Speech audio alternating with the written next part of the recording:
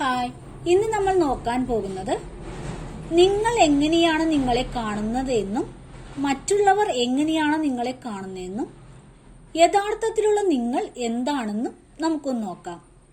അതിനുവേണ്ടി ഞാനിവിടെ 2 സെറ്റ് പയൽ വെച്ചിട്ടുണ്ട്. നിങ്ങളുടെ ഇൻഡ്യൂഷനോട് ചോദിച്ച് ഏതെങ്കിലും ഒരു പയൽ നിങ്ങൾ സെലക്ട് ചെയ്യുക. അപ്പൊ നിങ്ങൾ സെലക്ട് ചെയ്യുന്ന വിചാരിക്കുന്നു. നമുക്ക് നോക്കാം.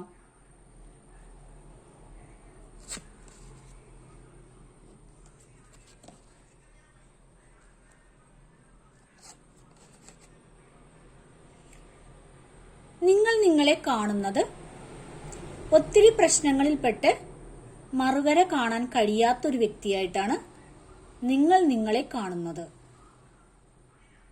മറ്റുള്ളവർ നിങ്ങളെ കാണുന്നത് ശരിക്കുമുള്ള നിങ്ങളെ അവർക്കും മനസ്സിലാവുന്നില്ല. നിങ്ങളെക്കുറിച്ച് ഓർക്കുമ്പോൾ മറ്റുള്ളവരുടെ മനസ്സിൽ വരുന്നത് എല്ലാത്തിനെയും ഒരു കൺഫ്യൂഷനോടെ സമീപിക്കുന്ന ഒരു വ്യക്തിയായിട്ടാണ് നിങ്ങളെ മറ്റുള്ളവർ കാണുന്നത്.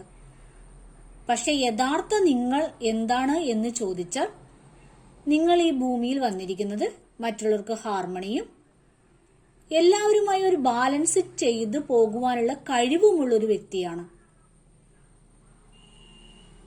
എല്ലാ ഇമോഷൻസിനെയും കൺട്രോൾ ചെയ്യാൻ ഒരു കഴിവുള്ള ഒരു വ്യക്തിയായിട്ടാണ് യൂണിവേഴ്സ് നിങ്ങളെ അയച്ചിരിക്കുന്നത്. പക്ഷെ നിങ്ങൾ നിങ്ങളുടെ ശക്തി തിരിച്ചറിയുന്നില്ല. മറ്റുള്ളവർക്ക് ഒരു ഹാർമണി ആകാനും എല്ലാ കാര്യങ്ങളും ഒരു ബാലൻസിലൂടെ കൊണ്ടുപോകുവാനും നിങ്ങൾക്ക് കഴിയും. പക്ഷെ ആ കഴിവ് നിങ്ങൾ ഉപയോഗപ്പെടുത്തുന്നില്ല. ഇനി നമുക്ക് സെക്കൻഡ് പയൽ നോക്കാം.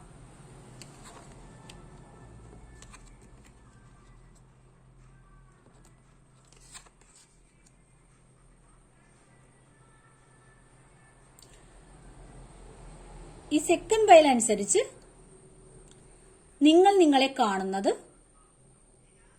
ഒന്നും ചെയ്യാൻ കഴിയാത്തൊരു വ്യക്തിയായിട്ടാണ് നിങ്ങൾ നിങ്ങളെ കാണുന്നത്. ഞാൻ എന്ത് ചെയ്താലും ശരിയാകില്ല എന്നുള്ള രീതിയിലാണ് നിങ്ങൾ എല്ലാ കാര്യത്തെയും സമീപിക്കുന്നത്. ആ ഒരു കാര്യം തന്നെയാണ് നിങ്ങളുടെ മനസ്സിലുള്ളതും.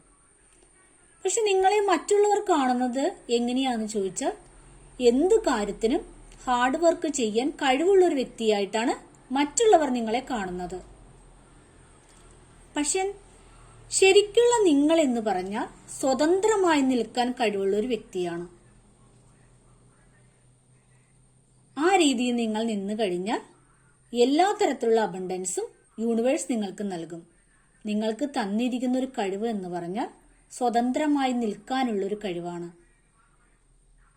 ആ ഒരു ശക്തിയാണ് നിങ്ങൾക്ക് യൂണിവേഴ്സ് നൽകിയിരിക്കുന്നത്. ആ ഒരു ശക്തി നിങ്ങൾ ഉപയോഗിക്കണമെന്ന് യൂണിവേഴ്സ് നിങ്ങളോട് ഇപ്പോൾ പറയാൻ ആഗ്രഹിക്കുന്നു. ഒന്നിലും തളർന്നു നിൽക്കേണ്ടവരല്ല നിങ്ങൾ എന്നാണ് ഇപ്പോൾ കാണുന്നത്.